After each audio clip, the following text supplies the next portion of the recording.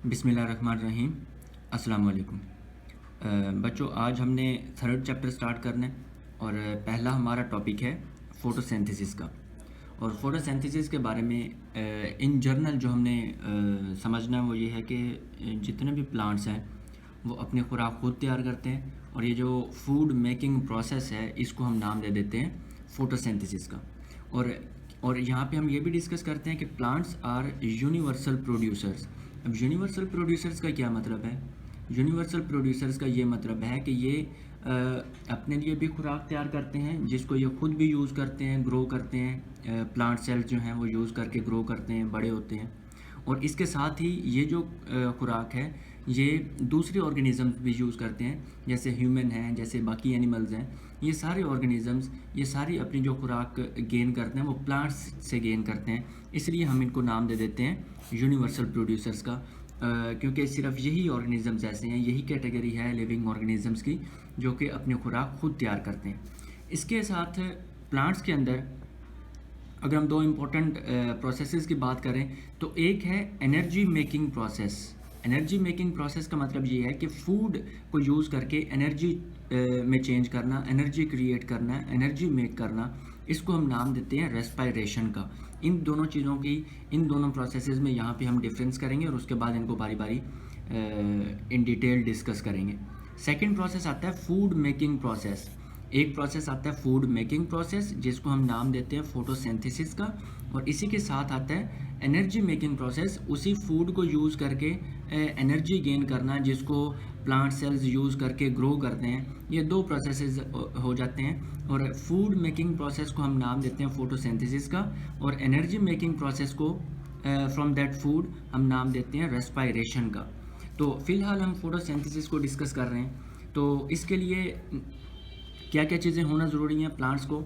Green plants need, पहली चीज़ तो green plants, और ये जो ग्रीन कलर होता है ये इसको हम ग्रीन पिगमेंट का नाम भी देते हैं और वो होता है क्लोरोफिल। और ये जो पहली चीज़ तो ये है कि किसी भी प्लांट के अंदर ये क्लोरोफिल जो एक सब्सटेंस है ये ज़रूर होना चाहिए to complete the process of photosynthesis.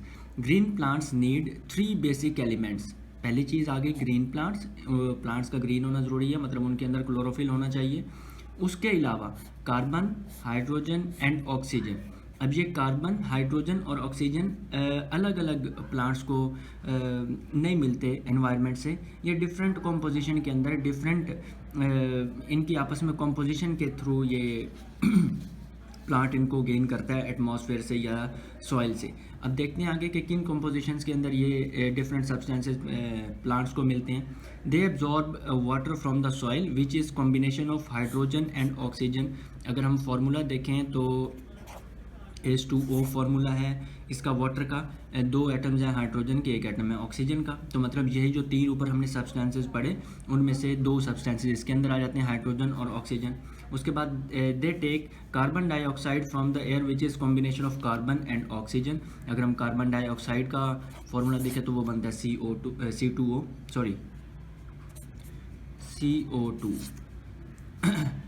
मतलब कि इसके अंदर कार्बन का 1 एटम है और ऑक्सीजन के 2 एटम्स हैं। मतलब ये डिफरेंट जो 3 ऊपर हमने इंपॉर्टेंट सब्सटेंसेस पढ़े, कार्बन, हाइड्रोजन एंड ऑक्सीजन, ये तीनों in the form of water H2O और in the form of carbon dioxide CO2 plants जो हैं ये एब्जॉर्ब करते हैं, वाटर एब्जॉर्ब करते हैं सॉइल से, ज़मीन से एब्जॉर्ब करती हैं रूट्स, और जो कार्बन डाइऑक्साइड है ये लीव्स एब्जॉर्ब करते हैं एटमॉस्फेयर से।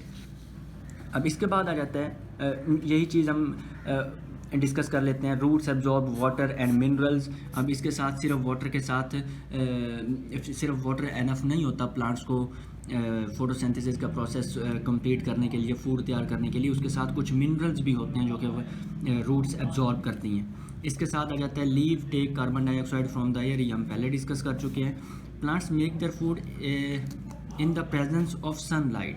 अब यहाँ पे इन तमाम सब्सटेंसेस जिसके अंदर हमने ग्रीन पिगमेंट जिसको हमने क्लोरोफिल का नाम दिया, कार्बन डाइऑक्साइड, हाइड्रोजन, ऑक्सीजन जो कि वाटर और कार्बन डाइऑक्साइड की फॉर्म में पौधे एब्जॉर्ब करते हैं, इन सब चीज़ों के होने के बाद उसके पास सनलाइट का होना भी ज़रूरी है। मतलब कि सिर्फ दिन के अंदर, सिर्फ सनलाइट में, सिर्फ सूरज की रोशनी के अंदर ये जो पौधे हैं ये फोटोसिंथेसिस का प्रोसेस कंप्लीट कर सकते हैं। इसके अलावा डार्क में, अंधेरे में या विदाउट सनलाइट, इंडोर, ये चीज़ें, ये जो प्रोसेस है फोटोसिंथेसिस का ये कंप्लीट नहीं हो सकता।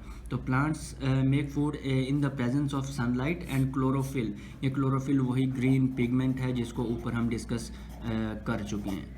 और इसके अलावा जो हमने बाकी सब्सटेंसेस पढ़े, अब ये जो प्रोसेस है इसकी डिफरेंट एस्पेक्ट्स हम पढ़ लेते हैं, इसका केमिकल फार्मूला पढ़ लेते हैं, बाकी चीज़ें इंशाल्लाह इन डिटेल हम नेक्स्ट लेक्चर के अंदर पढ़ते जाएंगे। सबसे पहले आता है plants prepare their food by the process of photosynthesis. ये हम पहले डिस्कस कर चुके हैं। The raw materials are CO2 and H2O। Raw materials वो वाला मटेरियल या वो वाले सब्सटेंसेस जो कि कोई भी प्रोसेस है उसके लिए, उसको होने के लिए ज़रूरी होते हैं, चाहिए होते हैं। फॉर एग्ज़ाम्पल आप शरबत बनाते हैं तो शरबत के लिए पानी चाहिए, आपको चीनी चाहिए, और साथ में अगर कोई आप उसमें फ्लेवर ऐड करना चाहते हैं तो ये जो पानी, शुगर और जो फ्लेवर है ये असल में उसके रॉ मटेरियल्स हैं जो कि शरबत बनाने के लिए ज़रूरी हैं, आपको चाहिए होते हैं। इसी तरह फोटोसिंथेसिस का प्रोसेस कंप्लीट करने के लिए स्टार्ट में आपके पास पौधे के पास CO2 एंड H2O होना ज़रूरी है। तो ये जब तक पौधे के पास नहीं होंगे फोटोसिंथेसिस का प्रोसेस नहीं हो सकता। तो ये इसके रॉ मटेरियल्स हैं, इनको यूज़ करके ही उसके बाद सनलाइट को, उसके बाद क्लोरोफिल को, ये चीज़ें यूज़ करके ही जो पौधे हैं वो अपना फूड जनरेट करते हैं, तैयार करते हैं। उसके बाद ये चीज़ हम दोबारा पढ़ रहे हैं, ये भी हम पहले डिस्कस कर चुके हैं कि CO2 हम जो पौधे हैं वो एयर से, एटमॉस्फेयर से एब्जॉर्ब करते हैं, और H2O पानी जो है वो सॉइल से एब्जॉर्ब करते हैं, सॉइल से रूट्स एब्जॉर्ब करती हैं। The product of this reaction are glucose. Product का मतलब होता है कि किसी भी केमिकल रिएक्शन के रिज़ल्ट में जो चीज़ें मिल रही हैं उनको हम प्रोडक्ट्स का नाम देते हैं। और ये जो केमिकल रिएक्शंस हैं, ये जो फोटोसिंथेसिस का केमिकल रिएक्शन है उसके रिज़ल्ट में, उसके रिएक्शन के बाद जो हमें चीज़ मिलती है वो ग्लूकोज है। इस ग्लूकोज को आप शुगर का नाम भी दे सकते हैं। और इसी के साथ ऑक्सीजन जनरेट होती है जिसको हम बाई प्रोडक्ट का नाम दे देते हैं कि ये एक्स्ट्रा चीज़ है, हमें चाहिए नहीं होती लेकिन ये एक्स्ट्रा इसके साथ बनती है। अब अगर हम इस केमिकल रिएक्शन को in the form of equation study करें तो उसके अंदर सबसे पहले आ जाता है, क्योंकि हमने डिस्कस किया कि कार्बन डाइऑक्साइड जो है इसका रॉ मटेरियल, तो इसके साथ 6 मॉलिक्यूल्स आ जाते हैं कार्बन डाइऑक्साइड के। इसी तरह 6 मॉलिक्यूल्स आ जाते हैं वाटर के। ये कार्बन डाइऑक्साइड है और ये वाटर है, और ये दोनों ज्वाइन होती हैं, इनका केमिकल रिएक्शन होता है in the presence of sunlight and chlorophyll. Sunlight सूरज की रोशनी, और क्लोरोफिल जिसको हमने ग्रीन पिगमेंट का, ऊपर हमने जो ग्रीन प्लांट्स की बात की थी ये असल में क्लोरोफिल पिगमेंट की बात की थी हमने। तो इसके रिजल्ट में जो हमें मिलता है C6H12O6, और ये जो C6H12O6 है ये फार्मूला है, केमिकल फार्मूला है ग्लूकोज का, इसको हम सिंपली ग्लूकोज भी कह सकते हैं। और जो 6O2 है ये असल में 6 मॉलिक्यूल्स हैं ऑक्सीजन एटम के। तो मतलब जो चीज़ें ऊपर हमने पढ़ी, जैसे हमने कहा कि रॉ मटेरियल हैं CO2 और H2O, ये यहाँ पे ये रॉ मटेरियल्स हैं। आफ्टर केमिकल रिएक्शंस ग्लूकोज बनता है और इसके साथ ऑक्सीजन बनती है, यही हमने यहाँ पे डिस्कस किया। The products of this reactions are glucose and oxygen. तो ये इसका एक केमिकल रिएक्शन है फोटोसिंथेसिस के प्रोसेस का। तो बच्चों जो आज का हमारा टॉपिक है वो असल में इंट्रोडक्शन है फोटोसिंथेसिस से रिलेटेड, और इसके अंदर सबसे पहले हमने डिस्कस किया कि प्लांट्स के अंदर दो बहुत इंपॉर्टेंट प्रोसेसेस होते हैं। एक को हम रेस्पायरेशन का नाम देते हैं। रेस्पायरेशन के अंदर पौधे अपने फूड को, बनाई हुई फूड को यूज़ करके एनर्जी बनाते हैं, एनर्जी मेकिंग प्रोसेस है, और फोटोसिंथेसिस फूड मेकिंग प्रोसेस है। इसके बाद हमने डिस्कस किया कि इसके लिए कार्बन, हाइड्रोजन और ऑक्सीजन, ये 3 सब्सटेंसेस बहुत ज़रूरी होते हैं फोटोसिंथेसिस का प्रोसेस कंप्लीट करने के लिए।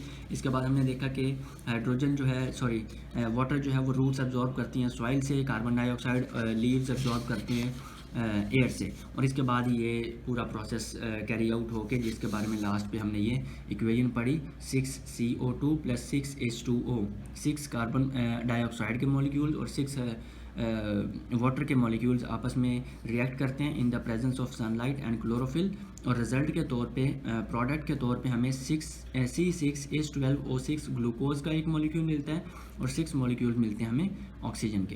तो बच्चों इसमें अगर आपको कोई क्वेश्चन होता है तो वो आप पूछ सकते हैं। इंशाल्लाह नेक्स्ट लेक्चर में हम जो लीफ का स्ट्रक्चर है, इंटरनल स्ट्रक्चर है, वो चीज़ डिस्कस करेंगे। अल्लाह हाफिज़।